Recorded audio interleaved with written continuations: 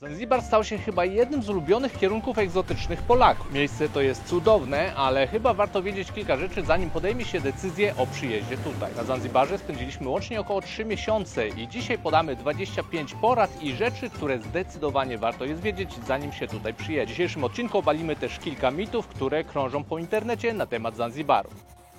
Moi drodzy, jak będziecie się wybierać na Zanzibar, to nie zwracajcie za bardzo uwagi na prognozę pogody w Google. Przeważnie rano, tak do 10 jest trochę chmurek, a Google już pokazuje zachmurzenie przez cały dzień. Po 10 się rozjaśnia i macie pełne słońce, często niebo bezchmurne w ogóle, a Google tego nie pokazuje. Lepszą pogodę znajdziecie zawsze na AccuWeather. Tam my zawsze sobie sprawdzamy. Jedną z rzeczy, którą warto wiedzieć przed przyjazdem na Zanzibar jest to, że praktycznie nie występuje już tutaj malaria. Poza tym w tym okresie, kiedy my jesteśmy, styczeń, luty, prawie nie widać komarów. Bo jak byliśmy w czerwcu, tych komarów po porze deszczowej było więcej. Teraz praktycznie nie widzę żadnego. Nawet wieczorami nie używam żadnego sprayu na komary. Warto coś na komary na pewno zabrać. Dobry środek, znajdziesz link na dole w opisie tego filmu, ale nie ma z tym większego problemu. Malaria praktycznie już tutaj nie występuje. Przyjeżdżając na Zanzibar nie trzeba się szczepić na żółtą febrę. Jest to wymóg tylko jak się przyjeżdża z krajów zagrożonych tą chorobą. Tego praktycznie tutaj nie ma i oni chcą się przed tym ochronić. Także przyjeżdżając z Europy nie ma obowiązku zaszczepienia się na tą chorobę. Nie ma też obowiązku jadąc stąd na kontynent albo wracając z kontynentu tutaj. Płynęliśmy promem i w jedną i w drugą stronę i nikt nigdzie nigdy nas nie pytał o jakiekolwiek szczepienia. Mamy często pytania, jaką walutę zabrać na Zanzibar. Otóż dla nas zawsze najlepiej sprawdzają się dolary amerykańskie. Pamiętaj jednak, żeby wziąć banknoty wydane po 2009 roku, bo te wcześniejsze oni nie mogą sprawdzić, czy są oryginalne, czy nie i możecie mieć problemy z ich wymianą. Nie ma też tutaj problemu z wymianą euro, dlatego jeśli masz już euro, to nie wymieniaj tego na dolary, czy nie wymieniaj tego na złotówki i później jeszcze na dolary, żeby 2 razy stracić na wymianie, bo euro tutaj też wymienisz. Jest kurs inny niż dolara, bo często się słyszy, że jest 1 do 1 euro wymieniają tak samo jak dolary. To nieprawda, wymieniają euro po lepszej cenie niż dolary.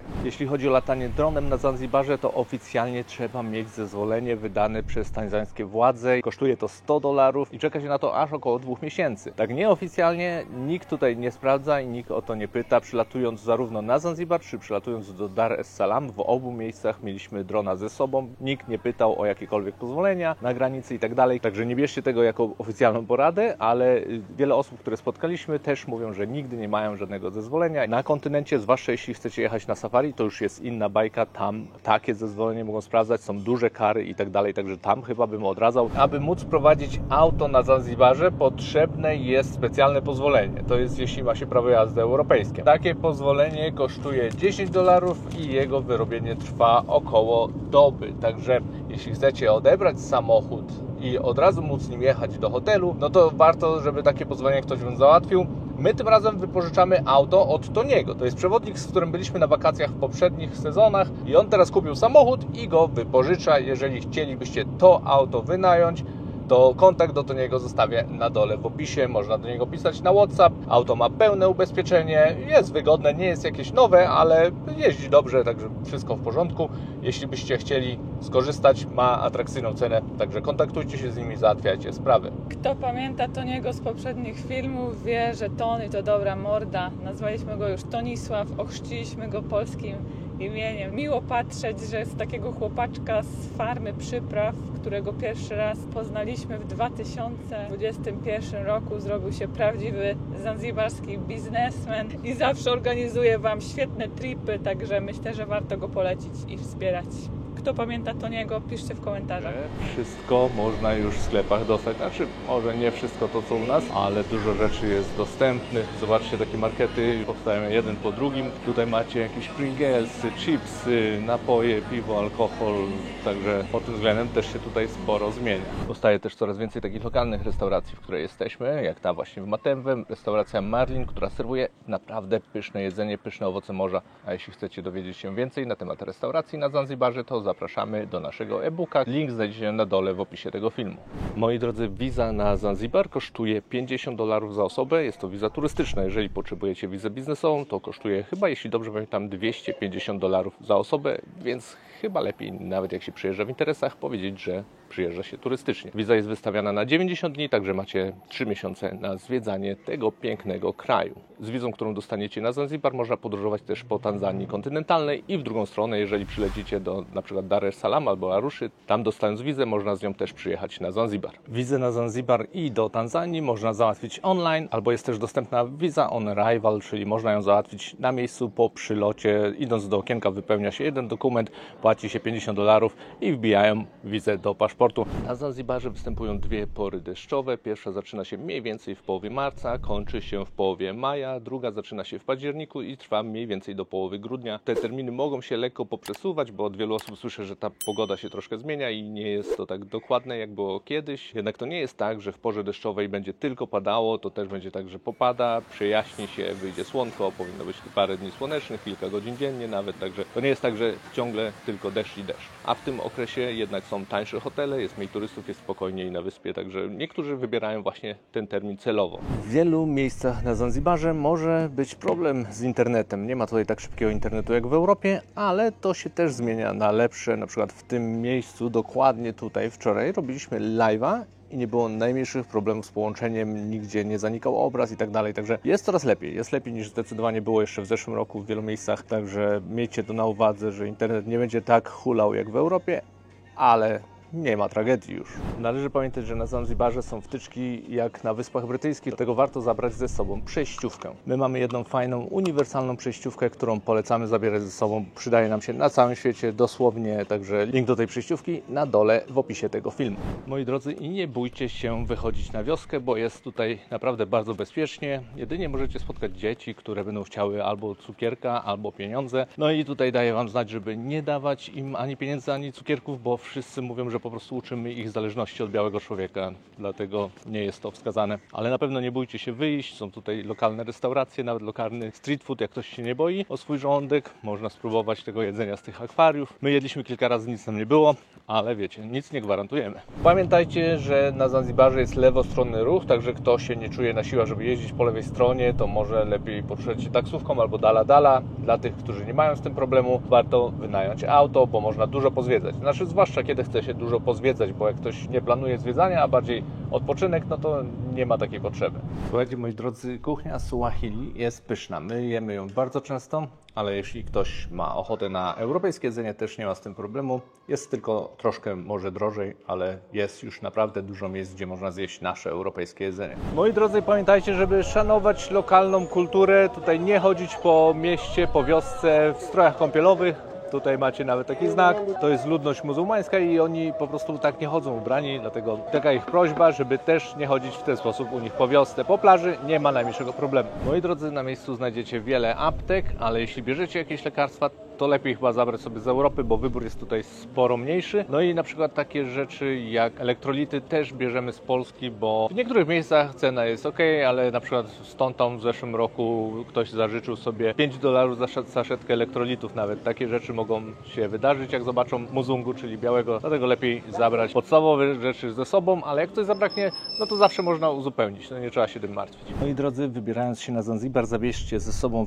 filtr, który nie niszczy rafy koralowej. Niektóre filtry są tak robione, że tej rafy koralowej nie niszczą, dlatego ważne, żeby je zabrać tutaj, bo tutaj jest dużo raf koralowych i szkoda, żeby przez turystykę ucierpiały. Także dla nas sprawdza się ten, słuchajcie, link na dole w opisie tego filmu, a kupując przez ten link też wspieracie nasz kanał, płacicie tyle samo, także zapraszamy. Jeżeli ten Wam nie odpowiada, znajdźcie inny, ale pamiętajcie, żeby wziąć taki, który rafy koralowej nie niszczy. Ponad 90% mieszkańców wyspy to są muzułmanie, ale nie ma problemów z dostępem do alkoholu, nie ma problemów z kąpaniem się w strojach kąpielowych, takich naszych europejskich na plaży, ale pamiętajcie, że są też okresy ramadanu, kiedy pewnie jedzenie na otwartej przestrzeni może być mniej mile widziane. Nie byliśmy tutaj w okresie ramadanu, ale weźcie to pod uwagę. Należy pamiętać na Zanzibarze też o kontrolach policji, które są naprawdę bardzo częste, czyli tak, miejcie na 100% permit, pozwolenie na prowadzenie auta po Zanzibarze, jeśli ma się europejskie prawo jazdy, bo to jest pierwsza rzecz, o którą pytają. Sprawdzają jeszcze prawo jazdy. Jeśli to macie, w większości przypadków życzą Wam miłego dnia i każą jechać dalej.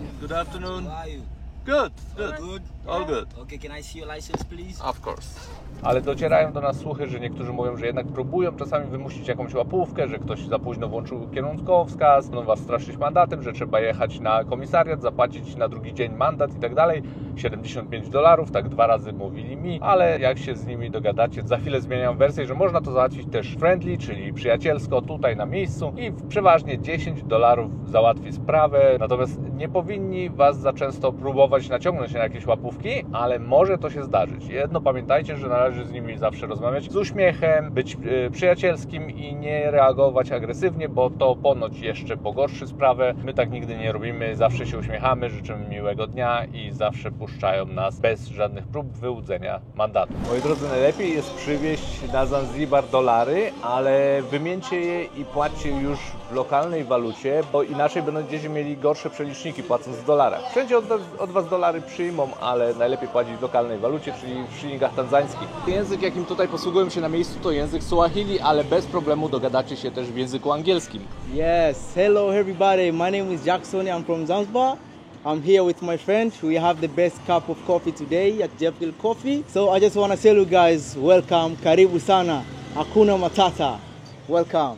Tak jest, dziękuję. Thank you very much. Thank You're you. welcome, my friend. Także widzicie, nie ma problemu z porozumiewaniem się w języku angielskim. Słuchajcie, patrzcie, kogo spotkaliśmy. Cześć. No cześć.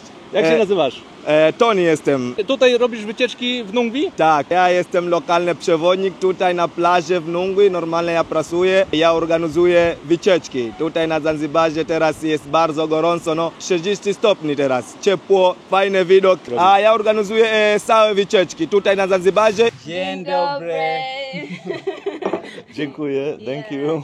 Jak widzicie, nawet obsługa zna podstawy języka polskiego. Zanzibar leży koło równika, dlatego dzień i noc na Zanzibarze będą prawie równe. Jest różnica pomiędzy zimą a latem około 20 minut tylko w długości dnia. Dlatego bądźcie przygotowani, że rano robi się jasno około godziny 6 rano. Wieczorem między 6 a 7 zaczyna się robić już ciemno. Niezależnie kiedy tutaj przyjedziecie, będzie robić się ciemno dosyć wcześnie. Zanzibar to archipelag, a nie jedna wyspa. My jesteśmy na wyspie Unguja i to o tej wyspie myślą wszyscy, którzy mówią, że jadą na Zanzibar. To jest ta najpopularniejsza.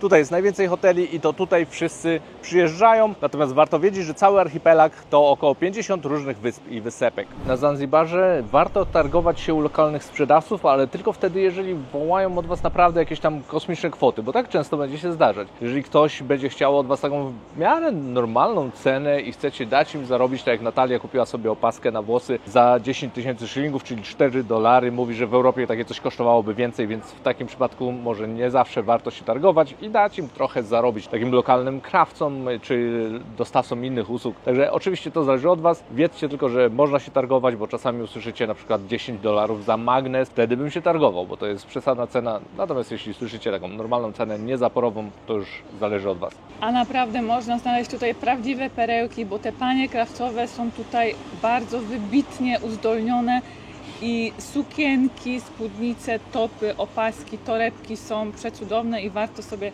taką pamiątkę zakupić tutaj na wyspie.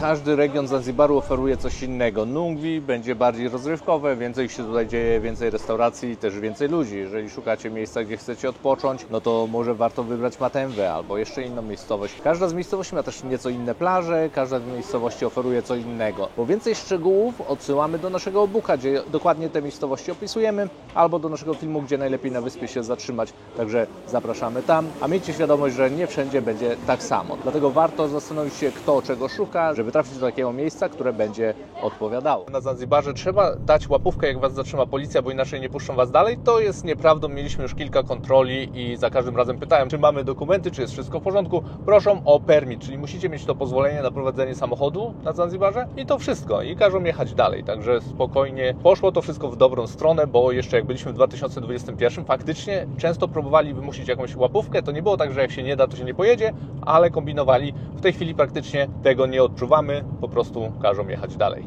A jak Ci się, Łukasz, jeździ po zanzibarskich drogach? Jeździ się tutaj bardzo fajnie, poza już samymi miejscowościami, gdzie nie ma asfaltu i trzeba jeździć po tych dziurach. No nie są wtedy to najlepsze drogi, ale większość tych głównych dróg między miejscowościami na mieście są dobrej jakości, czasami się trafi trochę gorsza. Jedyne co, to trzeba uważać na zwalniacze. No, takie usypane, one są bardzo agresywne. i czasami ich nie widać dobrze. Czasami są z asfaltu, ale nie są pomalowane w żaden sposób, także trzeba na to uważać.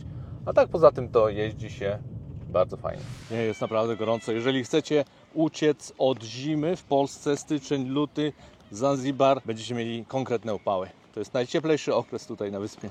Jednym z mitów, który często tutaj na Zanzibarze spotykamy, jest to, że nie ma tutaj dostępu do alkoholu, albo że jest problem z dostępem do alkoholu. Jest to nieprawdą. To jest lokalna restauracja, tutaj można dostać też piwo bez problemu, także w większości nawet lokalnych knajp dostaniecie jakieś piwko, alkohol, może nie mocniejszy, ale w hotelach zawsze są już mocniejsze alkohole, są sklepy monopolowe normalnie z alkoholem, także nie ma naprawdę problemu, żeby dostać tutaj alkohol. Zobaczcie, jaki wybór alko. Największy wybór alko w całym Padrze chyba. Moi drodzy, jednym z mitów, z jakim się spotkacie na Zanzibarze, to, że na stacjach benzynowych są problemy z paliwem. Owszem, może to się przytrafić, ale są to raczej sporadyczne przypadki. My za każdym razem, jesteśmy tu trzeci raz, za każdym razem wynajmujemy auto i tankujemy i jeszcze ani razu na to nie trafiliśmy, także nie ma co się tym za bardzo martwić.